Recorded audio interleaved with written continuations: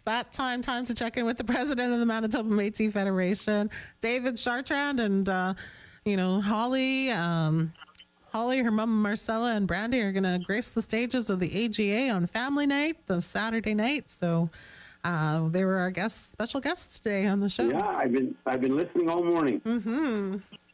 So you sure my thing's working here? Yeah, I've been listening. Of course, I'm a great fan of the family. They're very talented, and you look at the mom; she's been there forever. I know. Yeah. So, and of course, Johnny Cash himself is her husband. And, you can't. Ollie, of course, sings some of my favorite songs, and Brandy, of course, has more of a new country style to her, than versus all these the old-fashioned kind of Patsy Cline, Yep. No, it's great to see that it's a very talented family. So I'm very proud they're going to be performing, and I'm sure they're going to put a lot of smile and a lot of two-tapping for many of our people singing in the crowd. And I'm looking forward to that. Of course, there's a lot of dancers and a lot of events happening throughout the assembly. And it sounds like or looks like already it's going to be one of the biggest. Getting a brief on it, and we have to extend another 160 rooms. Like we're about 1,000 hotel rooms now. Wow! It's just nonstop. People are coming everywhere asking they can book their own rooms, book a room, or they're part of the local, and it's on and on and on and on. So it's just, but it is going to be a time of where I've been proud for so many years now. Over a decade, we have had thousands and thousands of people show up to our assembly. No one has it like this in Canada. We're something we should all be proud of, and I think it's something that really resonates with our people, that they come to listen to their government, give direction to their government, support their government, and stand together as a collective, as one. So it's a powerful message, and I think a lot of politicians see this, and I'm very pleased that in doing so, they also recognize that we matter, and that if we are, left out of the cold, well, we can vote different ways. We can change our vote. We can, when we walk in our ballot box, if you don't respect us, then why should we vote for you, right? So that's kind of the message I keep on echoing to our people. Like, I know people vote Conservative, they vote Liberal, they vote NDP, they vote Green, but at the end of the day, we got to work together as a people and look for what's best for our people, not what's best for ourselves, what's best for the people. Because it may not affect you today. Maybe you have a damn good job and the high executive somewhere, and, you have a different perspective on life and context. But you're going to have children, grandchildren, and their days are going to come. And if we don't start preparing the protection of their rights, protection of where they fit into the Constitution and where they fit into as a people in this country, and you decide, not to really choose your vote wisely, it could have great effect. That's why I go out of my way to push every party to write down what's the Métis, Red River Métis policy you have for us. Where do you see us in your government? Where do you see us in your party? Where do you see us playing an important role on the direction you will be taking if you happen to become the leader? Then we send it out to our people. We put it in our website. We advertise it, because then people can make a good judgment call. Because some people might vote for certain things, just like tax issue or abortion issue or things of that nature. They might choose one specific topic, and they have a passion for it, a religious issue, a language issue. So, but when I vote, I always look at, people have said, David, you're a liberal.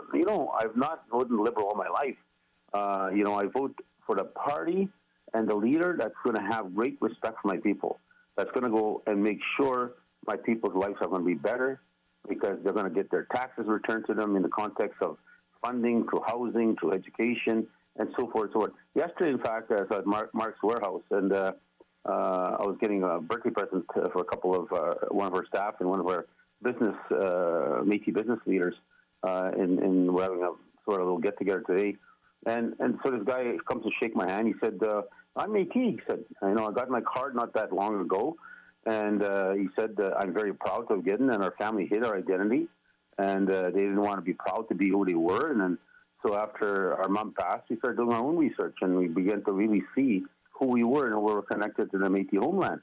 And we found clearly our historical pride we should have had. And unfortunately, I said, well, you can't blame your mom or blame anybody. History has shown to us that our people had to hide their identity because of the racism and discrimination. It still exists today, but at that time it was so rampant, it was vicious. And so, and some of it's actually coming out today, and then you'll garbage you see on the internet and so forth. So when you start looking, I said to him, but be proud of who you are. Yes, and my kids are proud. They're a little hesitant to apply for anything because they don't want to be seen as come John Lately kind of thing, you know. So I said, no, that's what we work hard as a government for. We want to make sure the next generation's life is going to be better than ours. Mm-hmm. And so you know, that's my message for people. When election's coming, and there's going to be a difference being made in this country. And will the Liberals stay? Will the Liberals go? Right now, the polls show they're not going to make it. But again, polls come and go; they shift, and they're saying the Poilievre government's going to make it, the Conservatives. But when you look at the Conservative platform, we're not even in there. I met with the Conservatives just this week. I just came back from Ottawa, mm-hmm. and so I had a chat with them. I straightforward to all the committee members that were sitting there from the Conservative Party. I said, explain to me why we don't fit in your agenda. You know, we pay taxes. We're hardworking people. We've always taken care of ourselves. We're very proud to defend our country, defend our provinces, but yet we're not in your platform. We're not nowhere in the language of your leader. Explain that to me, I said. Mm-hmm. If you can't explain today, I hope one day you explain to me. I said, because, you know, at the end of the day, you're going to come looking for a vote. It may not matter right now. Maybe you say, I don't need your vote no more. I got enough votes to get in, you know. So, but one day it will matter. Some ridings, they go in by 100 votes, 200 votes, 50 votes, you know. So they win by that much. So every vote matters. So I raise this now because election's coming, and I want people to start thinking when they're going out to cast their vote. And then get your if you're a parent and your son or daughter just being lazy at home, according to my children, tell them, you get off your hiney and get to vote. Yeah. You know, or shut your mouth if you have problems. So don't complain because you had a chance to make a difference and you didn't go out. You got to show your power of democracy. So that's what is going to be important. We drag our people out to vote and we show them we matter, and that damn well whatever we're doing as a people matter and our issues matter. So speaking of that, that's why the AGA is so important. The AGA actually sets the message where we get all of our local executives, all of them that work so hard. These locals work so hard all the time and develop a message of what's the important aspect. One of the key things that you see our locals always doing is promoting their culture, promoting the Red River Métis. So that's something the locals always do, always pushing that people recognize and respect us, or participating in a town or municipality, wherever they're living, mm-hmm. and they help out on events, and they have Métis days, they have different things, and our people, many people, not just Métis, love to come out and listen to our music and at the same time participate in our cultural events and games. Then they have, of course, youth programs, they hire youth, so forth, so forth. So this is when they come out now in mass numbers, and as you heard me, there's about estimated 4,000 already showing up for this one. Mm-hmm. And we have them on 3 damn floors now. Holy macaronis. Wow. There's not a venue big enough. We probably could try to squeeze them all at the RB Center downtown, but our elders have told us they don't want to go there. Mm-hmm. And because, a couple thousand, we've been able to do it, but now we're going to estimate 4,000. It really puts pressure on making sure that they all can't fit in one room. So they'll be on the main floor, they'll be on the bottom floor, they'll be on the top floors, but they'll have TVs, and they'll be like they're in the same room. Plus, we have our Beyond Borders, those that have got their citizenship from Vancouver, from Saskatoon, from Alberta. Mm-hmm. They'll be joining us in the United States, Ottawa. Those are the ones that lived here and moved over there to go to work. They'll be also participating and joining us. So it's going to be a big doozy, and I heard you all excited about the bingo that's coming up. So that's typical of Naomi. Bingo, bingo, bingo. Yeah, I like bingo. I know a lot of people love it. My daughter is just a fanatic. She probably can fill up a table and play the entire table. I watched her. Yeah, she can. And so can your granddaughter. Well, this bingo is a $50,000 bingo, yep. And so it's going to be tons of prizes. There's also going to be not just cash prizes, but there's going to be draws for free gifts of TVs and stuff like that. And there's also private tickets you can buy, and 3 tickets per citizens. I think they're given that admission. When you buy your tickets, you get 3 tickets, and you have a chance to win the TVs. And there's 9 TVs, I believe. Awesome. And on and on and on, just gifts after gifts, prize after prize. So, just a time to show our thank you to the locals, mm-hmm. Show our appreciation to our citizens that work so hard all year to get to this point in time in our government, and to try to make sure that it's not just about work. It's also having a good time and having laughter and family get together. Meeting people you haven't seen since last year, and hugging and talking and sharing. Like I just heard. My famous blueberry picker out in Flin Flon. Mm-hmm. So and of course I got one in Manitowoc now. So I got the blueberry champs everywhere. Oh, neat. I know I just get lucky. They spoil me sometimes, people, I tell you.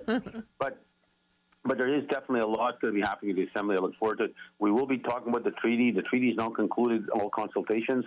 That took a year and a half, which should, to do that, plus a year and a half to negotiate it, or 2 years. So it's been a long journey, but we've passed now all the consultations. All the people that want to complain. All the people who are against it had a chance to speak against it. So we passed that now. So the next phase, it goes back into cabinet. First it goes a couple of steps, and then cabinet. Then it goes to vote on parliament. Then it goes back to the INAN committee, which is made up of Conservatives, Liberals, NDP. I think I'm not sure the Greens is on there, but that's why I'm going. I was in Ottawa last week. I met with the Bloc Québécois. I met with the leader, Sebastian. I met with the leader. I have a hard time. I don't want to. Francois Blanchette. I met with him. I met with, of course, MP Sebastian from the Bloc in Métis. We had a good chance to speak, and they were teaching me some of the French I should be saying, le président Métis, and they say de la Rivière Rouge, so I'm getting a little bit better, So, you are. Oh, yeah, Sebastian was teaching me that over there. So, and he kept on making me say it over and over, so I tried to call him back because I was practicing all the way in a car and onto the plane. But we had a good discussion with the Bloc in the sense of course, we have a long history with Quebec. As you all know, in the hanging and murder of Riel in 1885, there was 50,000 Quebecers that got together to protest the execution and murder of our great leader. And so our ties with the Quebec has been long-standing. As you look at the Manitoba Act, it was the Métis who fought to protect the French language. Mm-hmm. And so because a lot of our people were French-speaking, they weren't French Métis, they were French-speaking Métis. And so that tie still exists. And so we had a good response from the Bloc to support our treaty, and we look forward to that continued partnership. Also met with the new Senator Charles Adler when I was out there. We had a good chance to chit-chat about our treaty. Look forward to his support when he gets to Senate. I met the Green Party leader, Elizabeth May. Very smart lady. We talked about environment. She's so ecstatic about hearing about our growing 160 million trees in 20 years and our plant out of Selkirk. She was just excited about it and thinking, wow, it's amazing what the Red Métis are doing. And we talked about really it. Of course, it is something I'm proud of. And I think also, of course, the team, the Minister of Environment, Joanne, I think Marcy and her team, I think Dave Woodon and agriculture, all those people are playing a role on making a difference in the context of our environment and what we need to face. But we did have a good discussion, and she's in the same thinking as I am in the context. And I think most people think this way, but nobody's saying nothing right now because of everybody's axe the tax concept is sort of taking over right now instead of saying, how about the environment? What are we going to do about it? If we kill the carbon pricing program, what happens next? Right. What's the next action? There's no action.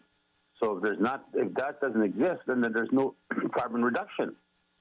So you start listening to a lot of, even the fishers and TikTok, I listen to them, they're talking about the water levels, how low. You see Hydro lost 157 million this year because the water is just too low. And there's effects coming, massive effects, more forest fires, and you can make all the excuses in the world. Yeah. There is a climate change happening right now. Ask our elders; they'll tell you right now that time and climate is changing on us. It's changing fast, and if we don't start to protect that, then what did we do to our children and grandchildren?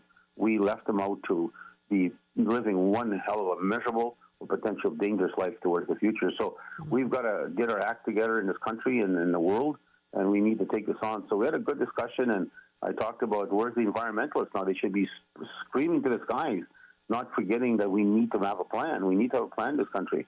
So I did tell her about our ongoing partnership, and we're making and again, I thank Premier Wab Kinews for his vision, and of course, Premier Sala, who was Minister Sala, was also Minister of Finance, Minister of Hydro, and that the opportunity for the Indigenous governments to bid on the wind power is coming. And we are, of course, going to be bidding on several fronts of that wind power. There's 600 megawatt that's coming up, and we'll be bidding on it. And I gave the example last part of the show last week.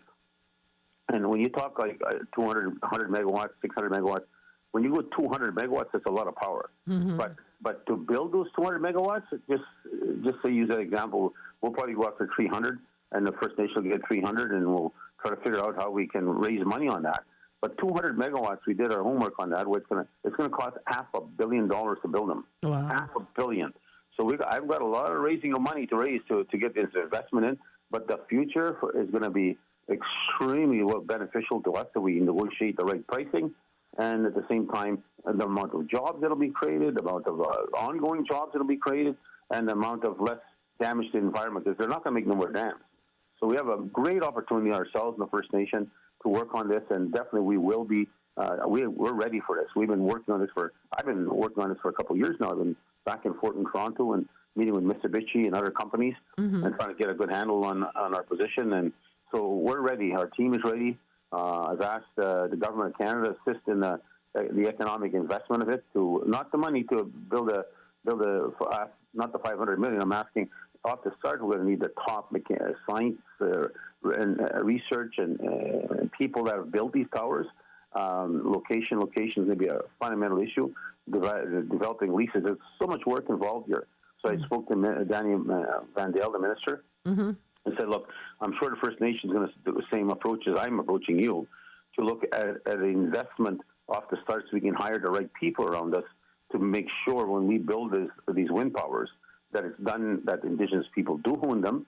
At the same time, it's done in such a way that it's going to turn some good damn revenue and good opportunity of jobs. So it's a big initiative. It's one of the biggest in this country right now for Indigenous people. So I'm very, very proud of that. Again, I commend the Premier and his team for having that vision. They could have just said, no, I want a tender, and you go out there to hell, whoever's going to bid can bid. And of course, we'd been out priced by probably big rich companies, right? So This is a great opportunity for us as Indigenous governments, and I think we're going to do extremely well. And so anyways, I also met with Senator Mark Gold. He's actually 74. Same thing with Don Plett. He's going to be retiring soon. He's I was supposed to golf with him today. Actually got canceled, which is in some ways good. It's kind of cold, but we'll golf later. But he's also the leader of the Senate for the Conservatives. And so I did have a chance to meet with Senator Plett and then Senator Mark Gold. We had a good discussion, good meeting. He's got another, probably next year, to be 75. He'll be retiring. But he understands the Reverend Métis, and of course he's got a Jewish background. And we have a good relationship with him and the citizens they themselves are facing some challenges. And so is the Palestinian people facing challenges. A lot of innocent people are dying right now because of authoritarian powers that make decisions and are attacking and bombing and killing people innocently that should not be at all killed or hurt in any way. It's very dangerous. But we will support the continuation of working with both the Palestinian people and the Jewish people to find a balance. A very complicated fight, but clearly one that doesn't have to happen if leaders would put down their egos and do what's right. And but it's something, I'm not going to go into great detail, but it's something we have to. We watch very carefully. Like we support the Ukraine against Russia because Russia did invade Ukraine, and innocently sitting there, they were attacked by their next door neighbor. So I did meet the Conservatives. I met with Jamie Schmel. He's actually sits on the head of the Committee of Indigenous Affairs for them. Martin Shields, and then Bob Zimmer, and then Eric Anilo, a very young guy. And so we had a good chat with them regarding where they see issues and how they see issues in the future. Where do we fit in these issues? Especially when it comes to the treaty, are they going to be supporting it? Are they going against the treaty? And if they vote against it, well, then we understand your message. You know, that we don't matter. So, but then those people, Métis citizens that want to vote Conservatives, ask yourself this question: if we don't matter, then why are we voting for them? Same thing. If the Liberals don't support us, why would we support them? And the DP doesn't support us, why would we support them? You know, so we need these politicians to send a message that we matter and our tax dollars matter. Right. Our place in the Constitution matters. The law matters. So we've just got to make sure these people are held accountable, and I think we've got to keep on pushing it over and over and over again. So that's something very, very important. That's something we got to host and push together. Now, let's not forget this is Thanksgiving weekend. Yeah. And of course, there's events happening. Fran, the Minister, Vice President, and Minister of Health and everything, ELCC, she's out in St. Rose. They're having hoof and holler days, and commend the local again. They're out there, St. Rose local, pushing hard to be showing the pride of the Métis. And I think the Vice President is out there, again, always working at Francis and pushing the region and the pride we have, of course, for all that taking place. So again, but Thanksgiving is a very important time for many of our families because sometimes, we need reasons to get together, and this is one reason. And we damage the turkey world. I tell you, this is their worst nightmare in history, including Christmas. Mm-hmm. But this is their worst. And of course, everybody's getting their meals together, but this one family all comes together and they're sharing the traditions, and everybody sits at the table, and you can smell the turkey, you can smell the pie, or you can smell the cake, whatever's being, the vegetables, and you get the stuffing. Oh, you could just all that stuff. My mom used to make such a I say my mom made the best damn stuffing. Everybody, I'm sure everybody says that about their mom, but Gloria has copied my mom's stuffing, and she's nearly got it to perfection. So it's like my mom was herself making it in the kitchen.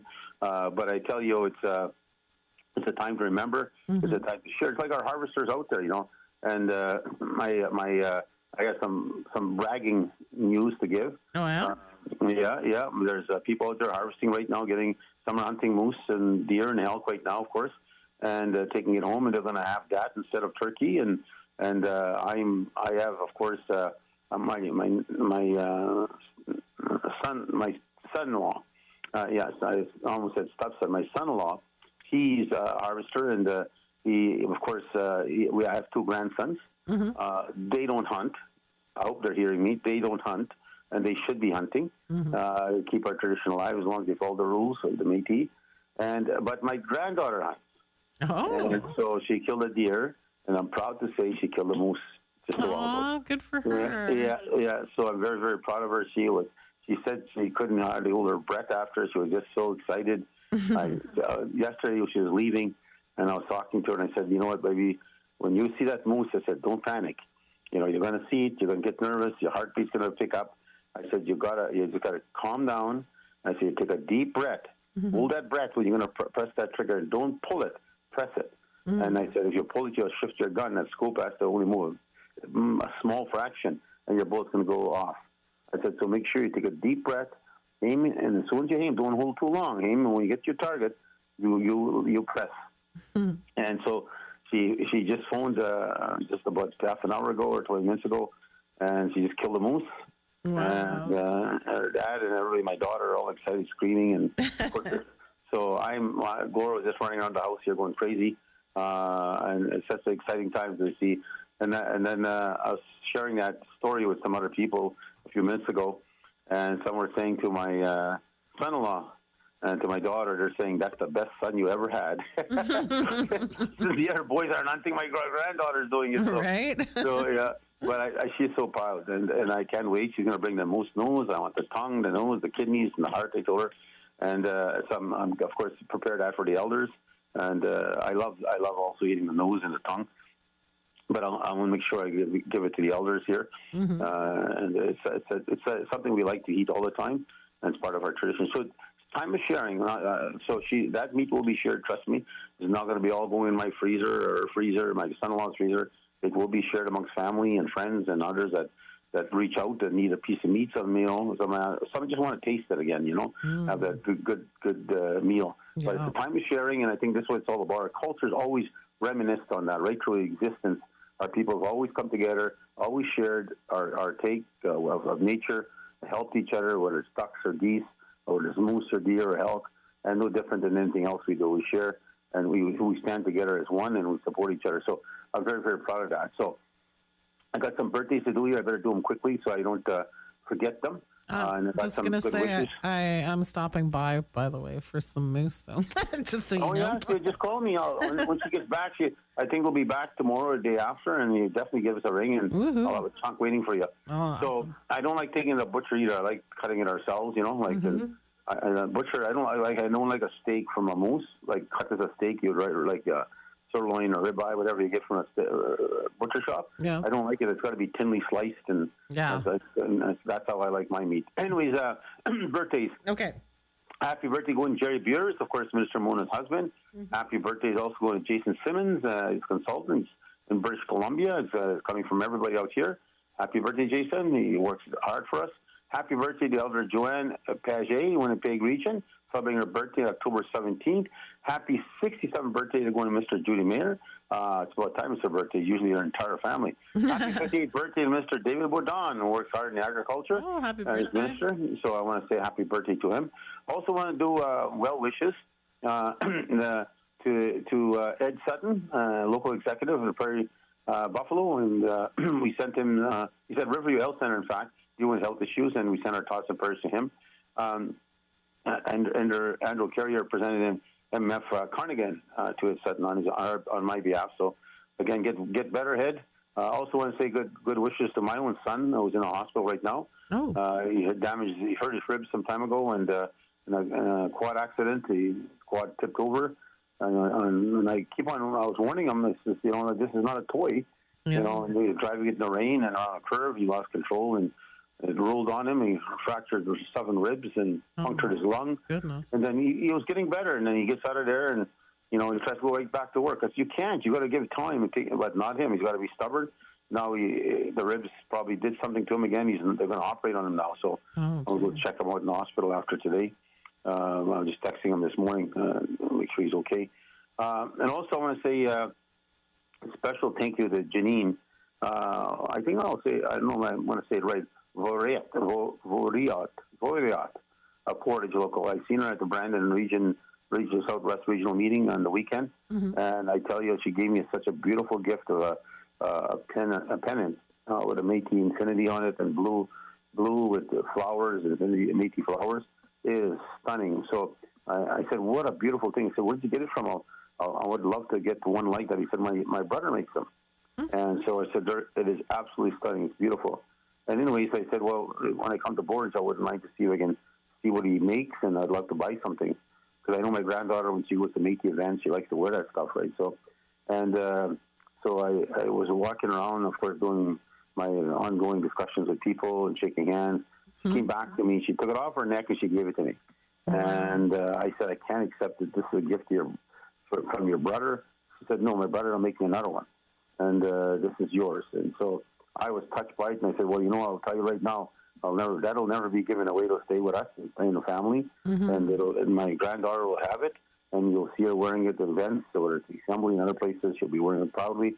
And I said, I'm so touched by the gift, and I'll always cherish that moment for her to give me something personally that was hers, that made such a big difference in my personal view, as we always do, is helping each other, giving each other things. So I know me stuff I've given away. Holy man, I get so much yelling that.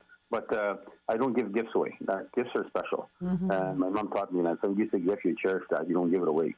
Whether you like it or not, you take it and you cherish it. Right. So that's my motto.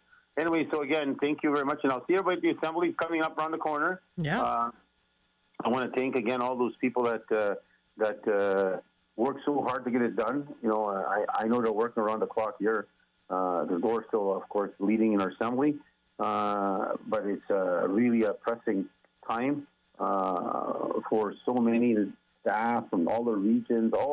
It takes a lot of people to organize this. When you got so much, like 4,000 people, and to make sure everything runs smooth, all the mechanisms behind the scenes you don't see. There's a ton of work that's involved here, and they've been going at it for over 2 months now, getting ready for it. And now they're going to high gear and panicking to make sure they don't make mistakes. Because people forget that it's, and I hope people appreciate how hard these people work to make their time here enjoyable and respectful, So, also, I forgot to mention Ashley Hoffner. She's the local chair of her dad was Danielle Tiber. So I want to make sure I say hi to her in St. Rose, that's probably promoting and presenting our stuff and our culture to everybody else out there in Pride.